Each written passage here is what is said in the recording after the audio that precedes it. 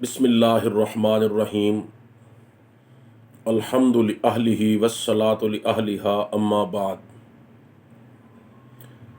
پچھلے دنوں کچھ طبیعت شدید خراب رہی، اس لیے کوئی ویڈیو ریکارڈ نہیں کرا سکا۔ آج کچھ طبیعت بہتر ہوئی ہے تو چند معروضات و گزارشات آپ کے سامنے پیش کرتا ہوں۔ امام بخاری رحمۃ اللہ علیہ اور دیگر محدثین کرام جب کسی راوی یا روایت کی تضعیف کرتے ہیں تو یہ اصطلاح اور عبارت وفیہ نظر استعمال کرتے ہیں۔ امام بخاری رحمۃ اللہ علیہ کی اس اصطلاح سے کیا مراد ہے؟ اس بارے میں ائمہ محدثین کے مختلف اقوال ہیں۔ بعض اہل علم کے ہاں یہ تعبیر جرح شدید اور تضعیف قوی پر دلالت کرتی ہے۔ ان میں نمایاں نام حافظ شمس الدین ذہبی متوفی 748 ہجری کا ہے۔ انہوں نے اپنی کتاب الکاشف میں لکھا ہے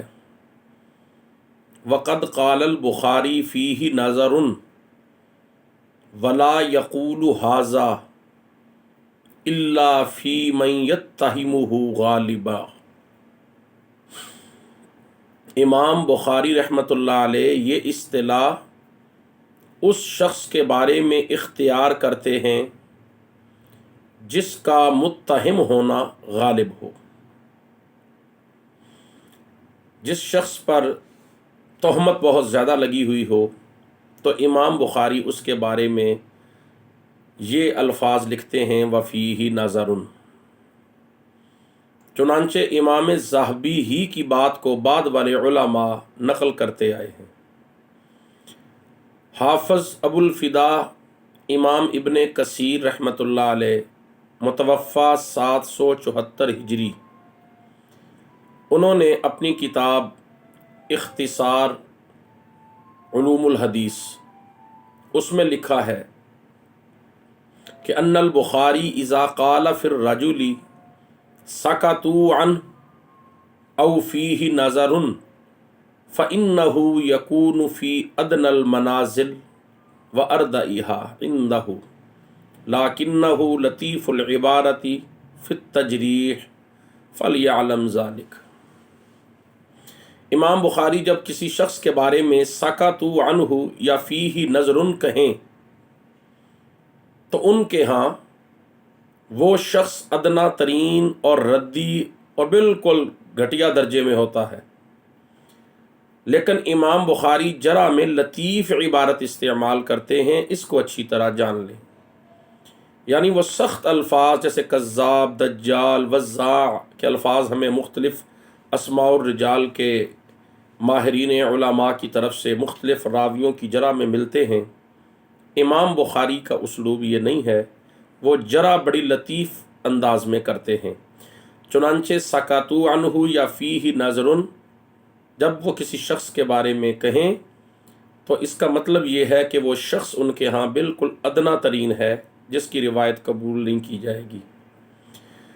اسی طرح حافظ زین الدین عراقی رحمۃ اللہ علیہ متوفی 806 ہجری لکھتے ہیں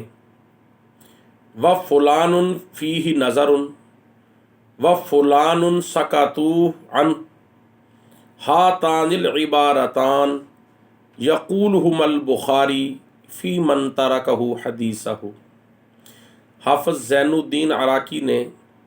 التبصرہ والتذکرہ اس میں یہ لکھا ہے، شرح التبصرہ والتذکرہ میں، کہ امام بخاری یہ دو عبارتیں وفلان فیہ نظر وفلان سکتوہ عنہ اس شخص کے بارے میں استعمال کرتے ہیں جو ان کے ہاں متروک الحدیث ہوتا ہے، جس کی حدیث نہیں لی جاتی۔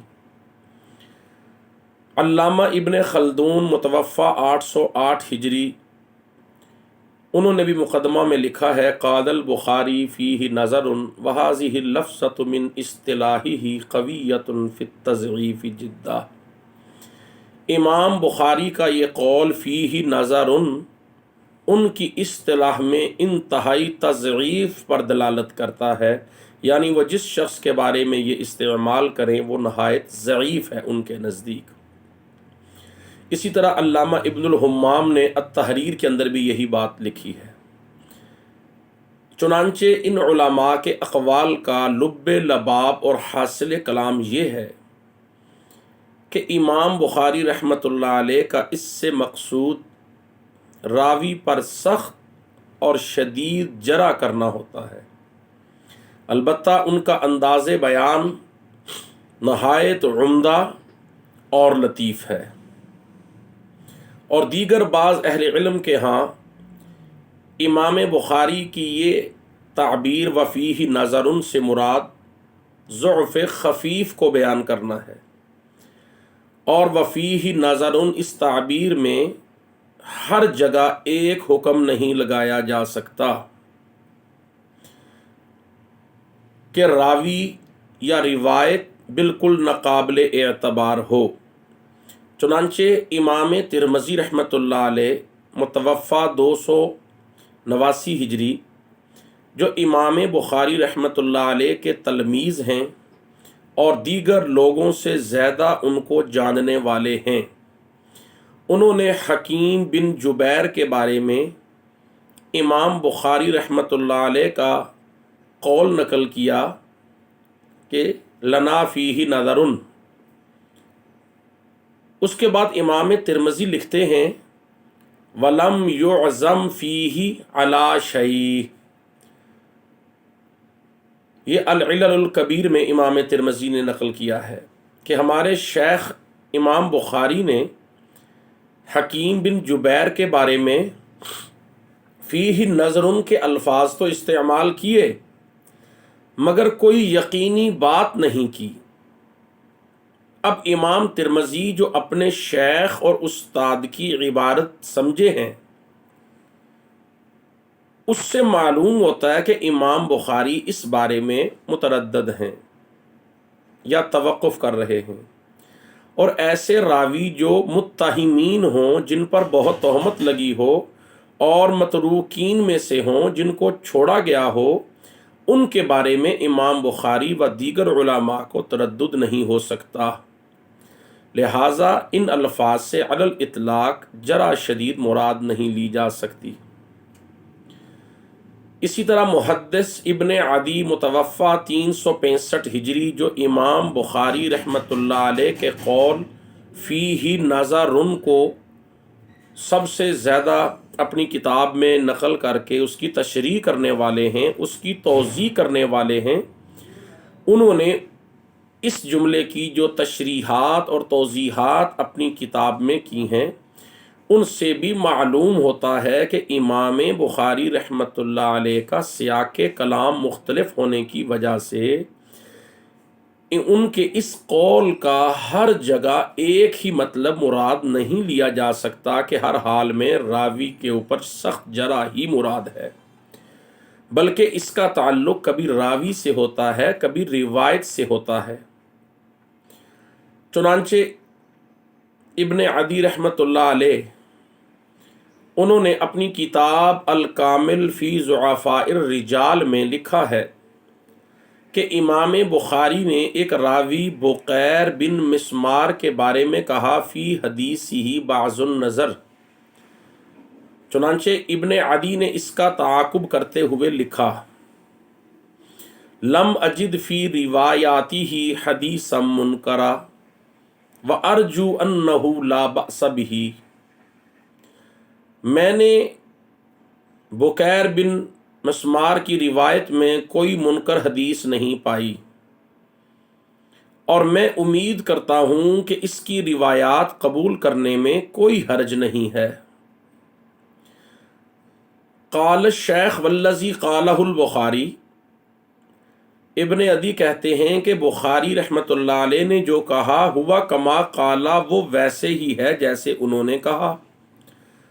لیکن وعندی انہ مستقیم الحدیث، لیکن میرے نزدیک یہ راوی مستقیم الحدیث ہے، اس کی روایت لی جا سکتی ہے۔ یہاں قابل غور بات یہ ہے کہ ایک طرف تو ابن عدی یہ کہہ رہے ہیں کہ والذی قالہ البخاری ہوا کما قال، کہ جیسے امام بخاری نے کہا ویسے ہی ہے، یعنی ان کی پیروی کر رہے ہیں۔ اور دوسری طرف بکیر بن مسمار کے بارے میں کہہ رہے ہیں لا بأس بہ وعندی انہ مستقیم الحدیث۔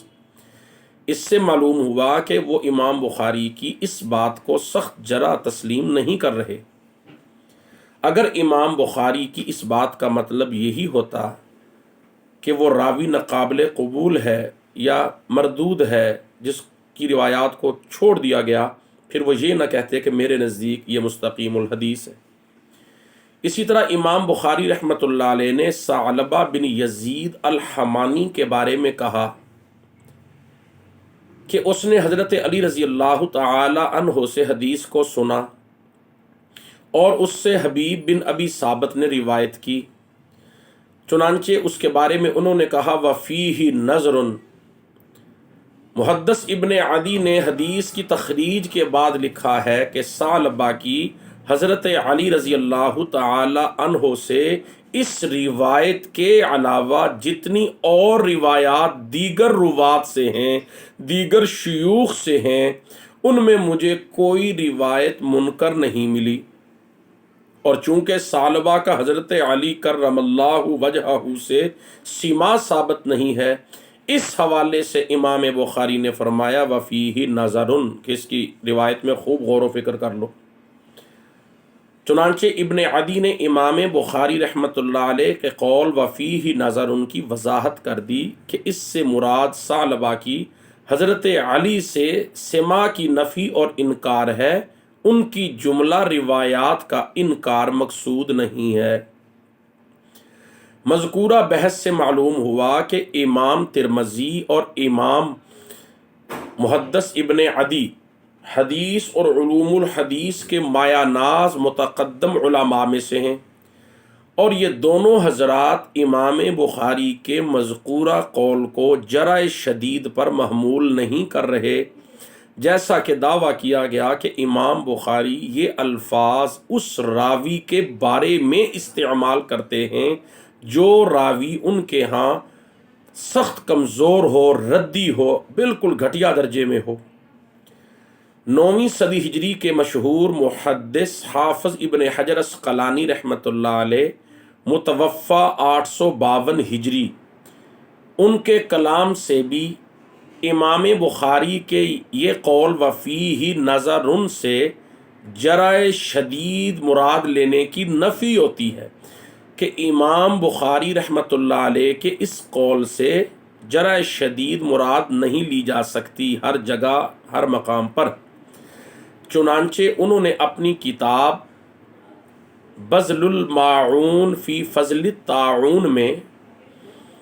ایک جگہ لکھا ہے وقال البخاری فیہ نظر وہذہ عبارتہ فی من یکون وسطا۔ امام بخاری نے کہا وفیہ نظر، اور یہ امام بخاری کی عبارت اس کے بارے میں ہے جو قبول اور رد کے درمیان میں ہو، وسط درمیان میں ہو۔ اس سے بھی معلوم ہوا کہ اس لفظ سے قوی ضعف مراد نہیں ہے۔ شام کے مشہور عالم شیخ عبد الفتاح ابو غدہ متوفی 1417 ہجری، انہوں نے لکھا ہے کہ امام بخاری کی مذکورہ اصطلاح سے جرح شدید مراد لینے پر ہمارے استاد محدث علامہ حبیب الرحمن اعظمی متوفی 1412 ہجری نے نقد کیا ہے، اور انہوں نے اس پر مفصل کلام کرتے ہوئے اپنی ایک تحریر ہندوستان سے مجھے بھیجی، جس میں اس پر حیرت و تعجب کا اظہار تھا۔ چنانچہ شیخ عبد الفتاح ابو غدہ نے حضرت مولانا عبد الحی لکھنوی علیہ رحمت کی کتاب الرفع والتکمیل فی الجرح والتعدیل کے حاشیہ میں تعلیقاً شیخ اعظمی کی وہ مکمل تحریر نقل کی ہے، جس میں سے دو اقتباس میں آپ کے سامنے رکھتا ہوں۔ شیخ اعظمی لکھتے ہیں: لا ينقضی عجبی حین اقرأ کلام العراقی ھذا و کلام الذہبی ان البخاری لا یقول فیہ نظر الا فی من یتہمہ غالبا ثم ارى ائمة هذا الشان لا يعبؤون بهذا فيوثقون من قال فيه البخاری فيه نظر او يدخلونه في الصحیح۔ عبارت کا مفہوم یہ ہے، شیخ حبیب الرحمن اعظمی فرماتے ہیں کہ میری حیرت ختم نہیں ہو رہی، میری حیرت ختم نہیں ہوتی جس وقت میں شیخ ذہبی اور شیخ عراقی کا یہ کلام پڑھتا ہوں کہ امام بخاری وفیہ نظر اس راوی کے بارے میں کہتے ہیں جو بہت زیادہ تہمت زدہ ہو، متہم ہو۔ پھر میں اونچی شان والے ائمہ کو دیکھتا ہوں، شیخ اعظمی کہتے ہیں، میں جلیل القدر حدیث کے اہل علم کو دیکھتا ہوں کہ وہ امام بخاری کی اس بات کا جو مطلب ان حضرات نے لیا ہے اگر یہ ہو وہ پرواہ نہیں کرتے۔ امام بخاری نے جس کے بارے میں فیہ نظر کہا وہ جلیل القدر علماء ان کی توثیق کرتے ہیں ان راویوں کی جن کے بارے میں امام بخاری نے وفیہ نظر کہا، یا ان کا صحیح راویوں میں شمار کرتے ہیں۔ چنانچہ شیخ اعظمی نے 11 مثالیں پیش کیں جو الرفع و تکمیل اس کے صفحہ 390 میں دیکھی جا سکتی ہیں۔ میں 2-3-4 مثالیں آپ کے سامنے رکھ کے بات آگے بڑھاتا ہوں۔ مثلا ایک راوی ہے تمام بن نجیح، امام بخاری نے اس کے بارے میں کہا وفیہ نظر، مگر یحییٰ بن معین نے ان کی توثیق کی ہے، ثقہ قرار دیا، اور امام ابو داؤد اور ترمذی نے بھی ان کی روایات کو نہیں چھوڑا۔ ثعلبہ بن یزید الحمانی کو امام بخاری نے کہا کہ اس کی حدیث میں غور و فکر کرنا چاہیے، وفی الحدیث نظر، مگر ابن عدی نے کہا مجھے ان کی روایات میں کوئی منکر شے نہیں ملی کہ جس کی وجہ سے ہم کہیں کہ ان کی روایات نہ لی جائیں۔ حافظ ابن حجر نے بھی ان کو صدوق کے لفظ سے یاد کیا۔ اور جعدہ المخزومی، اس کے بارے میں امام بخاری رحمۃ اللہ علیہ نے کہا لا اعرف له الا هذا الحدیث وفیہ نظر۔ امام ترمذی نے ان سے روایت لی ہے اور حافظ ابن حجر اسقلانی رحمۃ اللہ علیہ نے کہا مقبول، ان کے وہ روایت اس کی اور وہ راوی مقبول ہے۔ اسی طریقے سے جمیع بن عمیر التیمی، امام بخاری نے ان کے بارے میں کہا فی احادیثہ نظر، اور محدث ابو حاتم نے کہا محلہ الصدق، کہ وہ راوی سچا ہے، صالح الحدیث، اس کی حدیث سے استدلال کیا جا سکتا ہے۔ امام ساجی نے کہا صدوق، اور امام عجلی نے کہا ثقہ، اور ابن حجر نے کہا صدوق۔ اسی طرح حبیب بن سالم، ان کے بارے میں امام بخاری نے کہا فیہ نظر، مگر ابن حبان نے ان کا ذکر اپنی کتاب الثقات میں کیا ہے۔ اسی طریقے سے راشد بن داؤد صنعانی کے بارے میں امام بخاری نے کہا وفیہ نظر، لیکن امام یحییٰ بن معین نے ان کی توثیق کی ہے۔ سلیمان بن داؤد الخولانی کے بارے میں امام بخاری رحمۃ اللہ علیہ نے کہا فیہ نظر، جبکہ محدث ابو زرعہ، ابو حاتم اور حفاظ کی ایک جماعت نے ان کی تعریف کی ہے، اور ابن حجر نے لکھا ہے رحمۃ اللہ علیہ نے کہ لا ریب فی انہ صدوق، اس میں کوئی شک نہیں کہ وہ سچے انسان تھے۔ چنانچہ اس طریقے سے 11 کے قریب شیخ عبد الفتاح ابو غدہ نے مختلف راویوں کے حوالے سے امام بخاری کا قول وفیہ نظر نقل کیا، اور ان راویوں کو دیگر ائمہ نے سچا قرار دیا، صالح للاستدلال قرار دیا، اور ان کی روایات کو قبول کیا، ان کی توثیق کی۔ اس سے معلوم ہوتا ہے کہ ان ائمہ نے امام بخاری رحمۃ اللہ علیہ کے اس قول وفیہ نظر کو جرح شدید پر محمول نہیں کیا۔ اگر جرح شدید پر محمول کرتے کہ اس تعبیر کا یا اس قول کا یہی مطلب ہے ایک کہ ہر حال میں راوی متروک ہے اور اس پر سخت جرح ہے اور اس پر قوی اس کا ضعف بیان کیا گیا ہے، تضعیف قوی مراد ہے، تو پھر یہ ائمہ اس کی توثیق نہ کرتے۔ اس کے بعد شیخ اعظمی رحمۃ اللہ علیہ نے نتیجہ اخذ کر کے بحث کو سمیٹتے ہوئے کہا والصواب عندي انه ما قاله العراقي ليس بمضطرد ولا صحيح على اطلاقه بل كثيرا ما يقوله البخاري ولا يوافقه عليه الجهابذة وكثيرا ما يقوله ويريد به اسنادا خاصا۔ شیخ اعظمی فرماتے ہیں میرے نزدیک درست بات یہ ہے کہ امام ذہبی اور عراقی نے جو یہ وفیہ نظر کا مطلب مراد لیا کہ اس سے تضعیف قوی اور جرح شدید مراد ہے، یہ کوئی قاعدہ کلیہ نہیں ہے کہ جس کو علی الاطلاق ہر جگہ اختیار کر لیا جائے، اپلائی کر دیا جائے، اور نہ اس کو اپنے اطلاق پر باقی رکھنا صحیح ہے۔ اس لیے کہ اکثر امام بخاری وفیہ نظر کہتے ہیں، مگر جہبذ کی جمع جو دقت نظر سے کام لینے والے، جو گہرائی میں اتر کر چیزوں پر غور و فکر کرتے ہیں، وہ ماہر علماء ان کی موافقت نہیں کرتے، اور اکثر امام بخاری رحمۃ اللہ علیہ کے اس قول سے مراد خاص سند ہوتی ہے، جیسا کہ تاریخ کبیر میں امام بخاری نے رحمۃ اللہ علیہ عبداللہ بن محمد بن عبداللہ بن زید کے حالات میں جو مشورے والی روایت ہے، اذان کا مشورہ ہوا تھا کہ لوگوں کو اکٹھا کیسے کیا جائے، وہ روایت نقل کرنے کے بعد فرماتے ہیں وفیہ نظر، اس لیے کہ اس روایت میں بعض راویوں کا دیگر بعض روات سے سما مذکور نہیں۔ یہ امام بخاری کے ہی لفظ ہیں کہ اس میں غور و فکر کرو روایت میں، کیوں بعض راویوں کا دیگر بعض روات سے سما جو ہے وہ مذکور نہیں ہے۔ چنانچہ تہذیب التہذیب میں حافظ ابن حجر اسقلانی نے بھی ان کے حالات میں یہی لکھا ہے۔ معلوم یہ ہوا، اب شیخ اعظمی بات کو سمیٹتے ہوئے ختم کر رہے ہیں کہ وَكَثِيرًا مَا يَقُولُهُ، بہت مقامات پر امام بخاری کے اس قول سے راوی مراد نہیں ہوتا، لہٰذا آپ پر لازم ہے غور و فکر کرنے والے علماء پر، اور بالخصوص شیخ عبد الفتاح غدہ کو کہہ رہے ہیں کہ اس پر خوب تثبت و تأنی غور و فکر کریں۔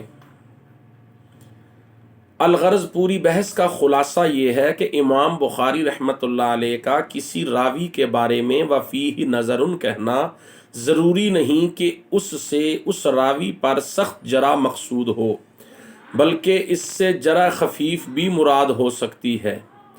جیسا کہ بہت سے راویوں کے بارے میں ان کی اس تعبیر کے باوجود اس فن کے ماہرین اہل علم نے ان روات کی توثیق کی ہے، اور یہ بھی ممکن ہے کہ امام بخاری رحمۃ اللہ علیہ کے اس قول سے کہیں مقصود راوی ہو، کہیں روایت ہو، اور کبھی کوئی خاص پہلو کی طرف اشارہ کرنا مقصود ہو۔ چنانچہ ان کی اس اصطلاح وفیہ نظر کو قاعدہ کلیہ قرار نہیں دیا جا سکتا کہ جہاں پر بھی یہ تعبیر امام بخاری کی ملے تو وہاں یہ سمجھ لیا جائے کہ یہ روایت بالکل قابل قبول نہیں، یا یہ راوی بالکل قابل قبول نہیں، اس لیے کہ امام بخاری کا سیاق کلام مختلف ہونے کی وجہ سے اس عبارت کا ایک مطلب نہیں لیا جا سکتا، کبھی اس کا تعلق راوی سے، کبھی روایت سے، کبھی کسی خاص بات کی طرف اشارہ مقصود ہوتا ہے۔ چنانچہ اس موضوع پر مزید تحقیق اور مطالعہ کے لیے استاد محمد خلف سلامہ کی کتاب لسان المحدثین کا مطالعہ کر لیا جائے۔ اللہ تعالیٰ میرا اور آپ کا حامی و ناصر ہو۔ غازی عبد الرحمن قاسمی، ملتان۔